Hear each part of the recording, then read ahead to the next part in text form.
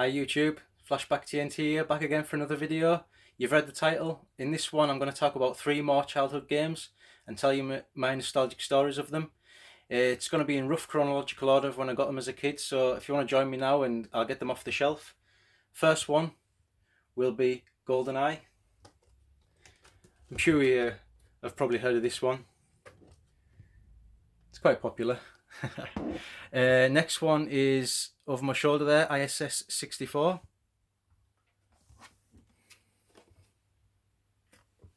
And last but certainly not least is Star Wars Shadows of the Empire. Lovely. Right, let's pop you on the tripod and I can tell you all my stories. So, if you've watched my other video where my N64 journey began, you'll know that I originally got my console with Super Mario 64. Then a week or so later I got Turok. So I had these for a good couple of months, completed them. I actually got to the stage, I don't know if you guys are the same, but you played a game that much and completed it to like 100%, where you just started exploring every nook and cranny of the game. Like I can remember like trying all the borders of the maps, seeing if I could get through, get over barriers and stuff like that. So if you imagine, that's the stage I got to there with those games. I'd absolutely played them to death. So I can start off the third game. I was sat downstairs and I can remember being on the carpet. I must have been playing something, sitting on the carpet, and I can remember my mum was sitting on the couch, and just out of nowhere she said, "Oh, would you like to go and buy an N64 game from Blockbuster?" And Blockbuster was just around the corner from us. And obviously I was like, wow, yeah, yes please. This is later on in 1997. So I ran round with the money and I bought myself a copy of this game, Star Wars Shadows of the Empire. I'd had my eye on this before when I would pop into Blockbuster, with it just being around the corner. I'd just go and look at all the games that was out at the time, and I couldn't believe it. So I came back, and just out of a little curiosity, I've actually got a beat up version of Star Wars Shadows of the Empire, but I've kept it because it's got the Blockbuster sticker on. Hope you can make that out. Yeah, $59.99, and that's what I actually paid for it back in the day.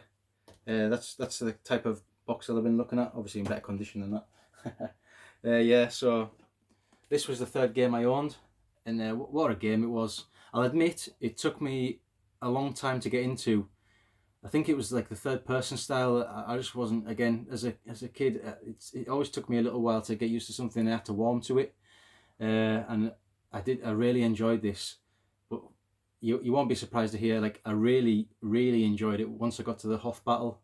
I just thought that was fantastic. I mean, I love that scene anyway on Star Wars Empire Strikes Back. So when I could play it on this, I would just redo the level over and over and over again. It was great, and I actually ended up completing this game as well. Yeah, I still play this to this day, and I still enjoy the Hoth battle, and I still think it looks really good actually, even on a standard HD TV. I think the gameplay I think is fantastic. Obviously, I always try and get the harpoon wire around the AT-AT's legs, bring them down. Yeah, so that was the third one.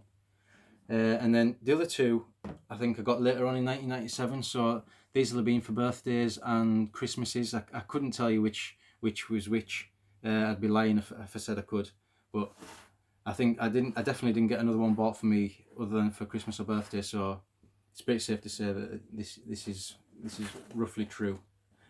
These were presents for special occasions. So I think I'll go for the next one. Is the one that most people know the N64 for, and that's GoldenEye 007. Now, this obviously came out quite a while after GoldenEye the movie, and I was really into James Bond. I collected all the VHS. I would collect all the cars. I get cars for Christmases and birthdays, and I still have all my James Bond memorabilia and collection at my parents' house. So when this came out, it was, again, perfect timing for me. And obviously I was loving the N64 and I loved shooters, but this really set the bar for me for FPS. It's probably why I'm quite decent at FPS today because I learnt on this. Oh God, I couldn't tell you how many hours I played on this, and so many great memories. My memories of this is just absolutely amazing. We'll all have them. It's the multiplayer memories, isn't it, that you remember mostly. Playing with my dad on my 14-inch portable, even then we knew we'd look at each other's screens. So what we came up with, we'd get a bit of cardboard, put the cardboard across the middle of the screen where the slit was for the multiplayer, and I would sit on the floor, and my dad would sit above on a tall stool, chair, and we'd play that way. And it didn't half help the multiplayer, and we had such a good laugh. We'd make up little scenarios, and say he would try and make traps and stay in one part of the map, and I have to get through all the traps and get to him. And yeah, absolutely fantastic. We'd have multiplayer with my uncle Chris, or we'd go around to my uncle Andy's, and we'd have forward multiplayer with him and my cousin as well. Just some superb stuff in this game, and also give you the challenge of completing the level in a certain amount of time.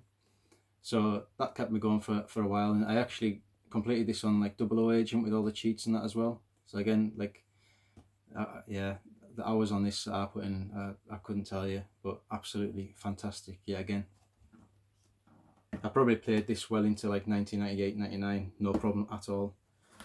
And the final one for this video is it's a sports game, and it's the first sports game I got on the N64, ISS 64. I always did the football games on the Amiga and the other consoles I had. Sorry, the other console I played on, which is PlayStation, I played on ISS on that system as well, or Actua Soccer. So when I got this, I knew I would enjoy it, and obviously Konami's fairly good at making sports games back then. I really enjoyed the ISS series, and then into Pro Evo when I was older. There isn't a lot to say about this. I still enjoy it now. Even the 98 one or 2000. I never had 2000, but I did get 98 later on. So there's a bit of a spoiler for you there. But yeah, this was fantastic. The scenario modes where you try and come back from being a few goals down or whatever, or you had a few other modes World Cup modes and stuff like that, knockout modes. Yeah, what actually made me chuckle with this was the licensing. They didn't have the licensing for the real names, but you could tell from the names that they'd chosen who the player was meant to be. And I actually spent hours going through all the names of all the teams to save them onto the memory pack, so they had all the real names as well. Yeah, so it's good times. It's me and my friends used to play this all the time.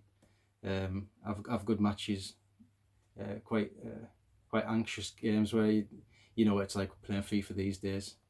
Yeah, this was the early precursor to all that for me. So yeah, so that's the 3 extra games I would like to talk about today. I hope you've enjoyed it. You never know, you might have some similar memories to me. I've had some people in the comments already saying they've had similar experiences, which is fantastic. I love sharing them with you, and I'm glad when you can come back and share them with me as well. And obviously your own memories, I'm really happy to hear those. I'll talk about memories all day. Me, nostalgia it's just an amazing thing. So I'll leave that there for this video, and I'll see you in the next one. Thanks very much for watching. See you later.